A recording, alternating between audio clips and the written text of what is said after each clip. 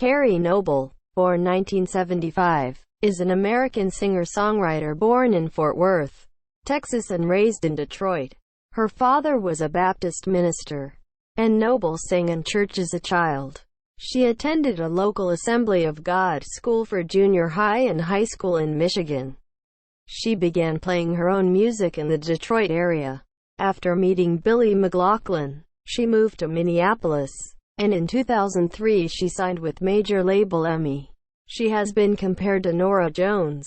She left EMI in 2005 and signed with JVC in Japan, where she achieved great success, enabling her to continue to write and perform in the U.S. without the support of a label.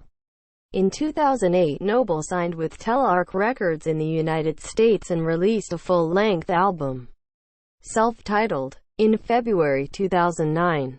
In June, she released her EP, Leave Me in the Dark, and November brought the release of her first-ever holiday CD, Winter Comes Again, which she produced herself. Currently, Noble resides in Minneapolis with her cat, Akiko, and her husband, former Minnesota Viking, Mike Morris. She continues to tour both the U.S. and Japan in support of her albums. In April 2012, Noble began co-hosting the morning show on KTCZ-FM, Cities 97, in Minneapolis, MN. After 7 years, she left the show to pursue a career in vocal lessons to fellow singers.